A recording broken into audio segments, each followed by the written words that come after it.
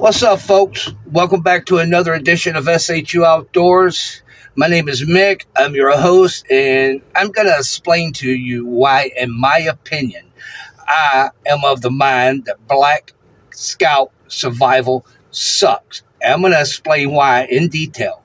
But before we get into that, we're going to keep with our tradition here at SHU Outdoors by featuring, in this case, two women that rock.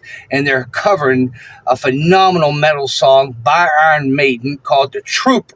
So without further ado, let's go ahead on and get into it. But stay tuned, and I will explain my position regarding Black Scout survival.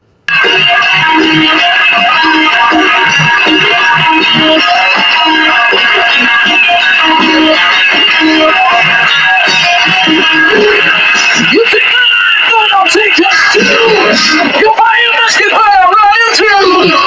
So when you're waiting for the next attack, you better stand and show nothing. Don't be all you better see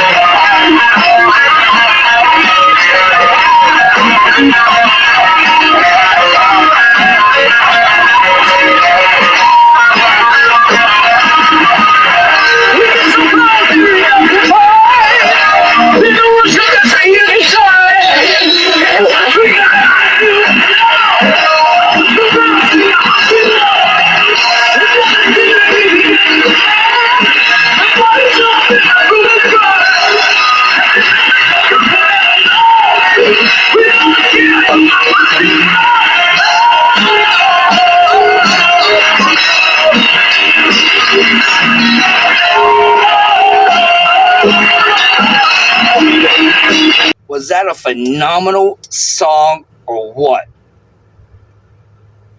Those two young ladies know how to play the guitar, right? And, I just think that there's so many phenomenal musicians out there that are females, and because they're not like a big lead singer superstar, oftentimes they're overlooked. Well, they're not overlooked here. I like to showcase them on every episode. And that is the official end of the video review. These two young ladies, yeah, I hire them right now, okay? I got an opening for a lead guitar player and a rhythm guitar player in my band. Both of you guys are hired right now. I don't even need to see your resume, even though I know both their resumes. Hit that like and subscribe button for my diet. Turn on all the notifications so we can get this channel up and like it. Hey, I'd like to introduce you to my little girl. She's my daughter. She's like turned into a radical punk rocker pretty much since like she was born. She says she picked it up from me and her mom, but who knows?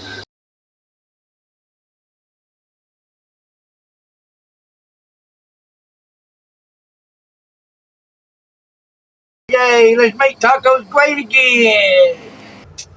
So, as promised, I'm going to explain myself regarding Black Scout Survival, why I take the position that I take. I'm pretty sure you spoke about me in one of your videos. Some guy with a beard who thinks he's tough, all right? Because you probably took issue with me because I was talking mad smack about South Carolina. That's true. I did talk mad smack about two or three times in my prior videos about South Carolina. That's true. I won't deny that. I'll fess up if I did something. But here's the deal, homeboy. I was born and raised in South Carolina. Okay, I got that card. Okay, and South Carolina did me dirty when I was a kid. Yeah, I'm upset about it. I'm more or less over it, but I'm still upset about it. So I was talking smack about them, and then they did something else that violated my rights decades later, and I'm mad about that too. But that's not what this video is about. I want you to check this tattoo out here, homie. You see that? Many times. More than one time, more than 3 or 4 times, many times. Especially that 10 years while I was in the feds. Many a times I was rolling by myself, alone, surrounded by enemies, hungry, tired. You see that? You see that tattoo? It says South Carolina. I had the whole weight of the state on my back more than one time. And I never failed. I never fluttered. Every homie that I came across, I showed them love. I represented South Carolina every time. Usually in the feds, it'll be South Carolina and North Carolina ride together. We just call it Carolina, the white crew, because, you know, a lot of people may not want to accept this in the year 2026. But in a federal penitentiary, everybody, somewhat lives in the same facility, but it's still racially segregated. And I didn't make these rules up, but that's the way it is. I never one time left one of my white homies hanging out of South Kakalaki or North Kakalaki. And many times, depending on which jail I was in, 3 or 4 or 5 states from the South would roll together. I've seen it in North Carolina, South Carolina, Georgia, Florida, because there's only 4 or 5 or 3 or 4 from each state, white dudes, so we all click up and roll together. Now we're 20, 22, 23, 25. So I never forgot where I came from. Yeah, I was born and raised in South Carolina, and when I was around my homies, not only did I make it better for myself, I made it better for every white homie that came after me or was there with me. That was my goal. It was always bigger than me. Okay? But, I ain't special, but I am unique. I spent a whole nother lifetime in New York City. Okay? So what I gave to the South Carolina car, the homies out of South Carolina, and don't misunderstand me. I used to talk with the black guys from Carolina and stuff too every now and again, but that wasn't really my crew, but I knew who they were, you know what I mean? And every blue moon we chop it up, but because of the environment that we were in, you know what I'm saying? The things are the way they are. But you can believe this, homie, I represented the whole state of South Carolina for many years, and a lot of times I had to do it by myself, all right? But like I said, I spent a whole nother lifetime in New York City, which I've spoke about that extensively in my prior videos also, but approximately over 30 years in New York City. And what I was able to do, which is something you could never do, okay, I introduced the New York homies with the South Kakalaki homies, right? On some East Coast, on some East Coast love. I'll leave it at that. And I also know homies on the West Coast, all right? So I don't think I'm a tough guy, dog, okay? I don't never walk around like I'm a tough guy, right? I've always been as tough as I needed to be, though. And you can bank on that. All right? And, you see that tattoo again. I'm talking about it again, right? Because that represents 100 hours of single needle homemade ink tattoo. It didn't cost me a penny. A blood brother of mine did that for free. I've never gotten one tattoo in a tattoo shop. And I'm blasted, okay? All over, all right? Didn't pay for any of them, all right? And phenomenal work, as you can see from this back piece, all right? A mighty warrior from the Apache Nation, an honored member of the Warrior Society. Tremendously strong medicine. My blood brother did that for me, okay? I've been invited to the native sweat lodges in the federal penitentiary, all right? Because it ain't about always being the toughest guy in the room, man. And sometimes it's about being just the most downest homie in the room, all right? And when I meet people on the battlefield, oftentimes I outrank them. They just don't know it. This right here is something for you to remember, man. If we was in the same joint together, you wouldn't be the big homie. All right? Out of the two of us, you wouldn't be the big homie. And that's a fact, Jack. All right? Now, look, I was thinking about going and starting a GoFundMe, my own page, right? Because, a young G like me is always in the struggle, but we've made a lot of progress here as far as the studio is concerned, and we're just going to keep getting better and better and better with the editing and the storylines. And it's a process, and I'm thankful for all of my subscribers, especially the first 13 subscribers, okay? You're the mother chapter. We're the mother chapter, man, all right? And we ride hard, right? And I'm thrilled to have you guys here with me. We're going to keep getting better and better. Yeah, but homie, you wouldn't be the big homie, all right?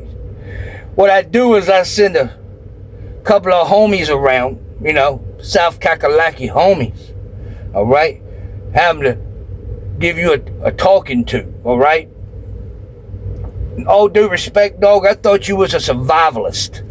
I thought that's what your channel was about. Nowadays, you're just sitting around clucking like my old granny used to do when she was down there in the hair parlor with a beauty salon for old ladies down there with the other old ladies with them hair dryers on their joint like they used to rock back in the day, right?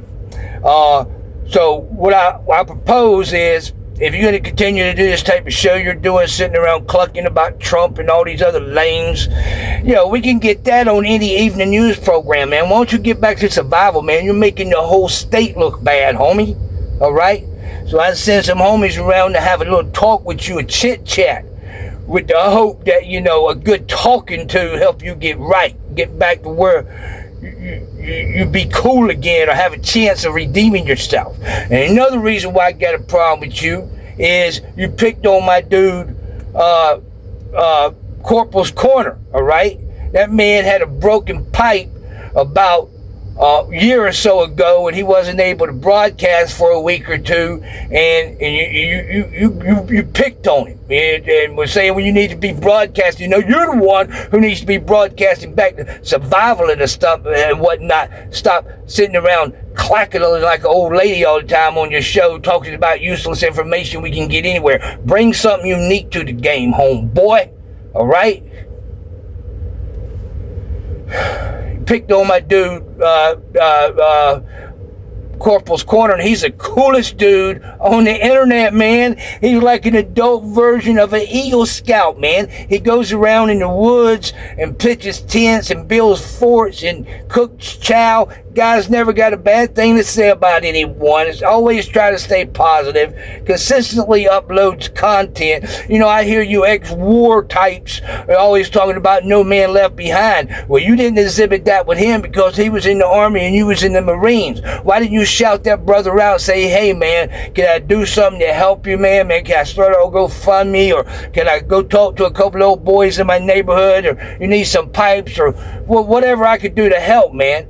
not only did you leave the man behind, you threw him under the bus. And you got so much public blowback from it, you had to go and take the whole video down. I don't take my videos down. I put something up, I leave it up. Now, I may have, I could come back and say I was wrong about something. That don't happen too often. But if it did happen, I'm not above doing it. But I don't take videos down because I'm ashamed of something I said because I couldn't control my emotions. That's the mark of a weak man. All right? So Sean's arm is bad right now because he was working out and he pulled a hamstring. So, and he's too cool of a dude. He's like the ultimate Eagle Scout. He even say anything back when you try to get at him. All right. Since he's got a bad arm, I'm gonna step up, right, and get in the ring for him. All right. So that ain't cool what you did, man. You need to get back to where you started, man. Sitting around clucking like a old biddy. Now it's different if an old lady's doing it because she's an old lady. She's entitled to sit around under a blow dryer in the beauty salon and clack with the other old ladies and gossip and stuff. But you're supposed to be this hardcore ex-Marine survivalist and stuff. We already know Trump sucks, homeboy. Get over it. I don't need a blow-by-blow update how much this guy sucks. Okay? Get back to survivalism, man. All right? And don't never question my loyalty to South Carolina. That was where I was born and raised. And I got a talk junk card in my back pocket anytime I want to talk junk about him. But that is where I'm from, and I'm going to always represent that, homeboy. We be in just so you know, when the homies used to hang out in the cells, drinking and smoking and talking shit, we all talk shit about South Carolina. But nobody else going to talk shit about it. Oh, no. Anybody else talking shit about it, we'll jump on them, all right? Nobody else is going to talk junk about it. But we talk junk about it all the time for the way it did us when we was kids, when we needed help. Anyway, I'm over it. But the moral of the story is, get your act together. Because I done sent some little homies around to talk to you and try to get your head right, all right? Now, if you keep acting up,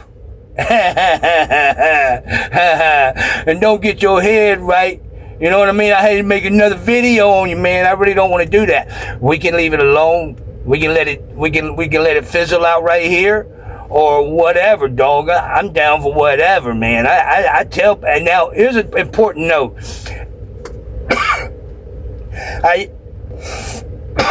Excuse me. I usually never speak on anyone's content because, I'm all about freedom of speech and all that. But number one, you picked on a cool dude, which I really enjoy his content, and you shouted me out in one of your videos. I know you said the guy, a tough guy with a beard. I knew you was talking about me. Just go ahead and fess up to it, homeboy. You know what I mean? Don't make it worse for yourself. And then, man, I was looking to make a cool video about something, and this was just a great idea. So I already said what I had to say, man. Okay? You know what I mean? And that's about that. So I won't waste any more of you guys' time. I hope you guys enjoyed meeting my little girl, Little Spitsy. That's her name. I call her Little Spit. That's my little nickname for her, man. The show would appreciate it, man. If you watch this long, think about liking and subscribing, helping the channel grow, help us reach more people. And we're going to come real with it every time, man. And it's like this. I'll probably never make any money at this, man, but it's okay, man, because I really enjoy it. I try to tell prison-related stories, prison content, life stories, about certain things that affected my life that I could share with just the folks out there in internet land, I really enjoyed doing it. I really enjoyed bringing it to you, and I hope you've enjoyed this episode. So until next time, stay up, peace. And P.S., check it out, Black Scout Survival. I don't duck wreck, homeboy. Always remember that. Everybody else, stay up, peace. I see you when I see you, Black Scout Survival.